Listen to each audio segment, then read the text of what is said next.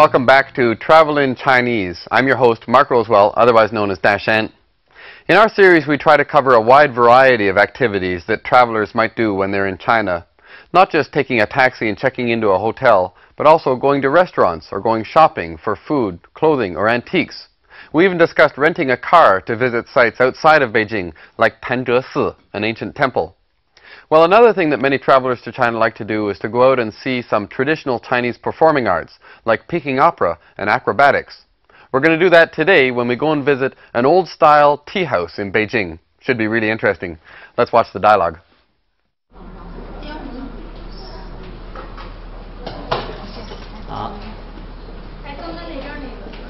雪梅啊，你看，这是个典型的北京茶馆。哎，这茶都是茉莉花茶，你也尝尝。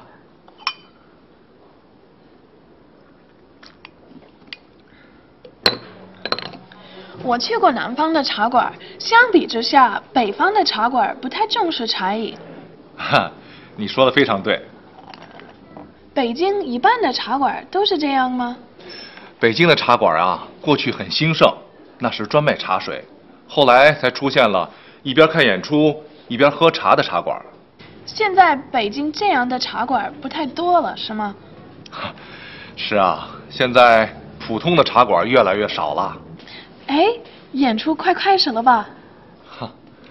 快了，边喝茶边看演出，真是一种享受啊。一般都表演什么节目呢？大部分都是中国传统的戏曲节目。有京剧吧？哦，有一些京剧段子，还有相声、杂技和一些地方戏曲等。相声是什么呀？哦，演出快开始了，以后啊，我再告诉你。第一个节目啊，就是京剧片段三岔口。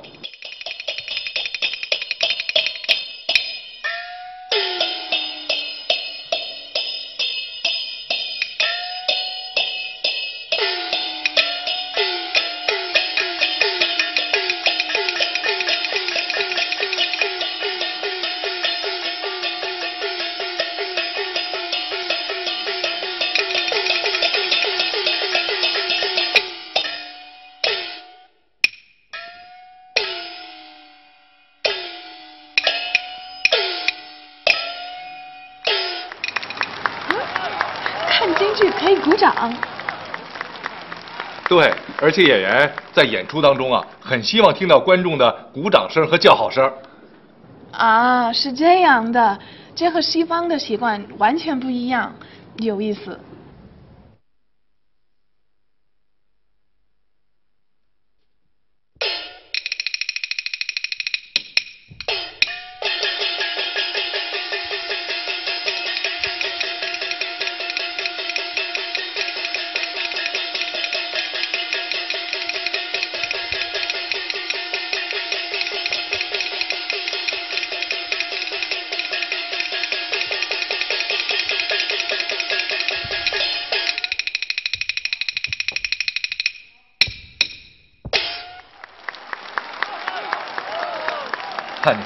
看得都入神了。太精彩了，紧张的我手都出汗了。特别是那出黑暗中打斗的戏，惟妙惟肖的，完全不需要语言。我也很喜欢那出戏。这是传统京剧剧目中啊非常有名的一段。真好看，京剧不愧为中国的国粹。现在年轻人当中喜欢京剧的人多吗？已经不太多了。我特别喜欢京剧演员脸上的图案。你说的是脸谱吧？为什么每一个人脸上的图案都不一样呢？脸谱啊，主要是用来表现人物性格的，所以每个角色的脸谱都不一样。嘘，等会儿再说，节目又开始了。Okay, now let's go over the dialogue step by step. Today we're in a 典型的北京茶馆, or we'd say 茶馆 in Beijing. A typical Beijing tea house, having a kind of tea very popular in Beijing, 茉莉花茶, jasmine tea. Beijingers like hua cha, fragrant teas, made with different types of flowers. Jasmine is the most common. Xue Mei says that she's been to tea houses in southern China. 相比之下，北方的茶馆不太重视茶艺， In comparison, tea houses in the north don't put as much emphasis on the tea ceremony. 艺 means art, 艺术. Chai can be thought of as the art of tea, often involving a formal ritual over how tea is prepared, served, and drunk. 雪梅啊，你看，这是个典型的北京茶馆。哎，这茶都是茉莉花茶，你也尝尝。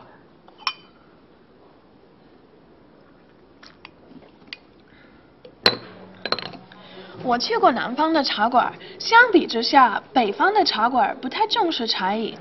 哈，你说的非常对。Tea houses used to be very popular with common consumers in Beijing. 现在普通的茶馆越来越少了. Now ordinary tea houses are becoming rarer and rarer, or fewer and fewer. 越来越 is a grammatical pattern to describe something increasing or decreasing with time. We'll talk more about that in a moment. 现在北京这样的茶馆不太多了，是吗？是啊，现在普通的茶馆越来越少了。我特别喜欢京剧演员脸上的图案. I especially like the designs on the Peking opera actors' faces. These are called 脸谱, face patterns. For people familiar with Peking opera, you can tell the type of characters by the dominant color on their face makeup. Okay, let's watch this part of the dialogue one more time. 我特别喜欢京剧演员脸上的图案。你说的是脸谱吧？为什么每一个人脸上的图案都不一样呢？脸谱啊，主要是用来表现人物性格的，所以每个角色的脸谱都不一样。Welcome to our tea house. Now that's a 脸谱. Peking opera is the national opera of China. In fact, it actually originated in Anhui province in central China and moved to Beijing about 200 years ago, where it combined with other styles of opera to make what we know now as Peking opera. Performances in Peking opera are highly stylized. For example, waving a horsehair wand indicates that the character is riding on horseback. Various movements of their long sleeves also have different symbolic meanings. Most performances are about great historical dramas from China's rich history. The audience is usually very familiar with the characters in the story, so the main enjoyment of watching Peking opera is to see how well the performers manage particularly difficult or important parts. When the performers do these parts well, the audience will yell out their approval, literally shouting, 好! This is known as 叫好. Unlike watching Western opera, where you leave your applause for the end, the audience is expected to 叫好 in the middle of a Peking opera performance. Of course, this assumes that you know when it's appropriate to 叫好 and when it's not appropriate. If you're not sure, just follow the crowd. Clapping at the end of a performance is still okay. Visually, the most striking thing about Peking opera are the fancy face patterns, the facial makeup. The facial makeup follows traditional designs and patterns so that the audience immediately knows whether a character is a hero or a villain. Sometimes you can tell the specific historical character right away by his makeup. In general, red faces like this show bravery and loyalty. A black face would indicate a rough and bold character. White indicates cunning and treachery, a villain. Modern Peking opera, most famously the revolutionary operas from the 1960s, retained some of the aspects of traditional opera, but largely did away with the makeup and traditional dress. But these operas are still quite popular with many people today. For foreign tourists, operas with more acrobatics and less dialogue, like Sanchakou, are usually shown. These are a great introduction or first step. Peking opera is one of those things that may be hard to understand at first, but the more you know about it, the more interesting it becomes. Now let's take a look at some of the language points that came up in the dialogue. For example, 不愧. Now if you look at the dictionary, 愧 literally means to be ashamed of something. Here it's used in a negative sense. There's nothing to be ashamed of. In other words, the reputation is well deserved.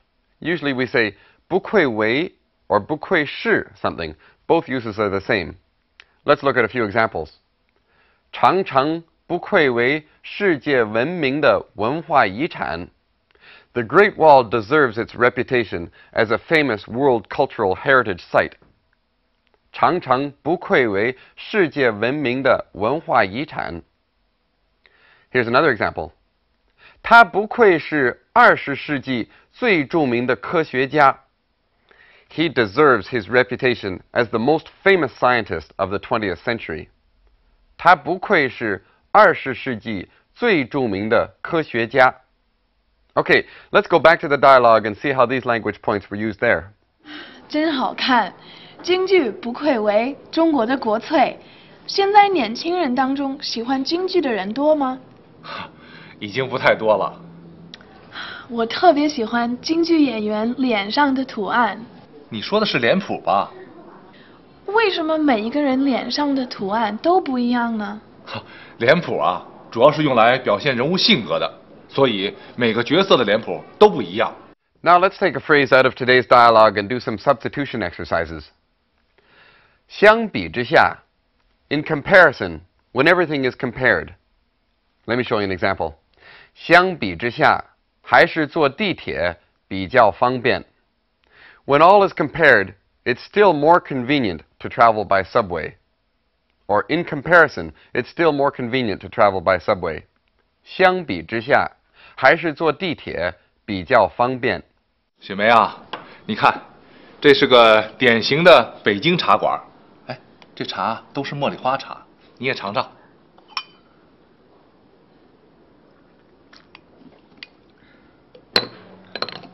我去过南方的茶馆，相比之下，北方的茶馆不太重视茶艺。哈，你说的非常对。北京一半的茶馆都是这样吗？北京的茶馆啊，过去很兴盛，那是专卖茶水，后来才出现了一边看演出一边喝茶的茶馆。相比之下，我更喜欢喝茶。相比之下，我更喜欢喝茶。相比之下，我更喜欢一个人去旅游。相比之下，我更喜欢一个人去旅游。